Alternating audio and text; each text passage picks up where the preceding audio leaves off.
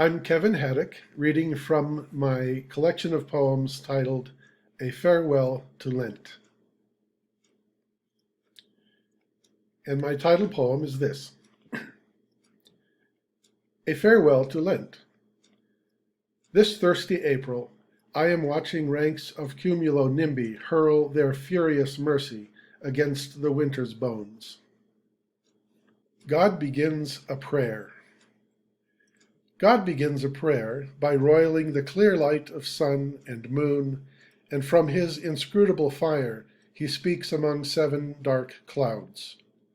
The vast reaches of his own wisdom, the intricacies of the human intellect, the ignorance of the human mind, the mysteries of his own will, the subtleties of human desires, the wickedness of the human heart, the instincts of a beast wandering in the mottled light of a forest floor.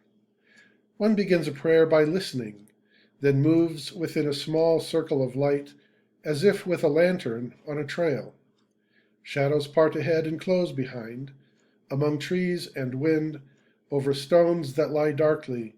Only the shifting beam gives direction to one's yes or no. I want to read a pair of poems. The first is called Fat God. How can you mean to satisfy us by hurling down your bait, love writhing on a hook and snagged in our guts, while you, enthroned on the praises of your people, still sit obese with the answers we still crave? Thin God. Surely you must be thin by now, old fisherman, dragging your hook through the centuries, casting for us with every morsel of yourself, luring emaciated us with a bait fish more succulent than we have dreamed ourselves to be. Before Easter. Once again, doors stay open late for Easter sales, for lace and pinstripe testimonials of what tulips mean. I am not ready. In place of winter, a late harvest meal, the warmth of greeting card snow, a fireworks display for a new year born in the coldest month. For Lent, we give small things. We let nothing die. I am counting on death for last year's meanings, withered through Decembers of the soul. Believing has its seasons. A late sycamore spreads its leafless, bone-white limbs. Hey hurrah! To Sarah and Abraham. Should we not laugh a wide-mouthed, belly-bouncing hey hurrah when God bends low to our ears and tells us that our barren hearts will bulge with newborn, succulent fruit? Easter, after a late snow.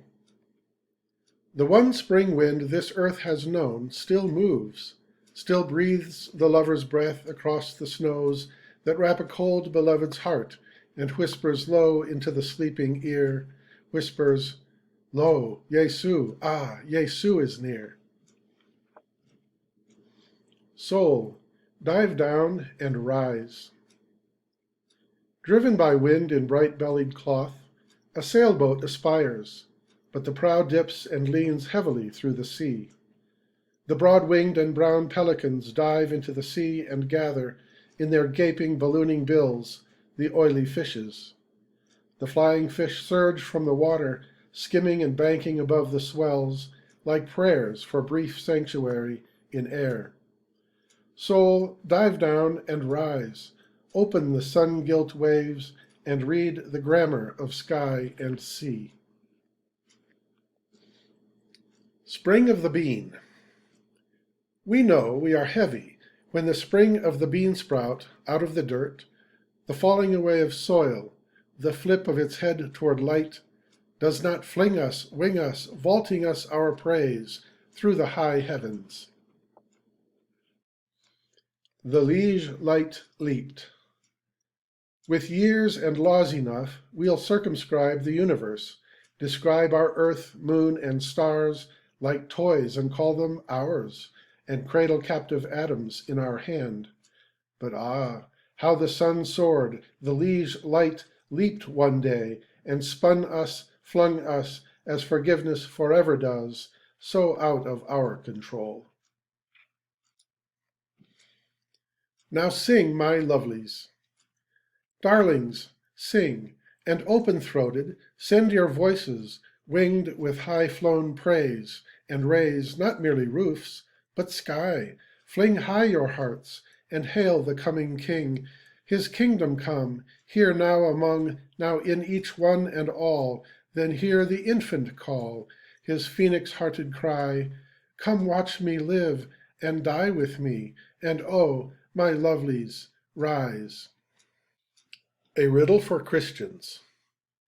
There are times when a question, a venturing out, requires courage, when belief stands rigid, a stone castle, brilliant, beautiful, and safe, for the rich who fund it, not for the poor who hoist the mortar on their backs. There are times when questions are the parapet of earth we raise against the visceral threat of faith and its demand to join in battle, despite the whining, mewling protests of our skepticism. Drawn then by the wounded hands of Christ to fight and die, what will we do with this conundrum? Funded only by the widow's mite, stripped of our swords, bereft of ordnance laid neatly up like stairs to heaven, and even more, denied a shield of laws to keep the world at bay, we must, with zeal, feed the poor, lay low the world, the flesh, and the devil, and all the while weep for joy. And the charge does not end there. See the cross? Do as he did. Take it up, hang upon it, and love. To Deus absconditus. God, did I sin by growing weary of pressed suits and cologne, the cleanness of words scrubbed for a sermon, and the rows of reverent heads? A fond old woman drew me by the arm and told me the mind should think on God, not freedom. I did not tell her that my thoughts of God had led me to the zoo, where odors of hair, sweat, and of manure silenced me. Did I sin God for wanting the elephant to stride over me, trumpeting until the ground shook? I have grown bitter with this. I never smelled the strong scent of Christ's body or saw it bleed like mine. Hosannas. Hosanna for the snows that drape their heavy pall along the arms of evergreens. Hosanna for the fog that shreds like winding sheets across the heads of hills. Hosanna for the large-bellied clouds that drop their floods and quicken frost-benumbed days. Hosanna when these whitening hairs will lie on grave clothes spread to mark my birthing hour. On MacDonald Pass. I rode up through nightfall and stood atop the twilight pass as evening fled westward along the hill crests and backlit ridges. Still, the tallest clouds gleam as daylight rolls up and away from an ocean of shadow teeming with night birds and night beasts. To the east, the fecund earth lies heavy in her darkness, breathing among spruce, pine, and fir, and pregnant by the morning sun. That new light will reach bright fingers through her canopy, spread itself among her curves, and touch a choir of pulsing, feathered throats.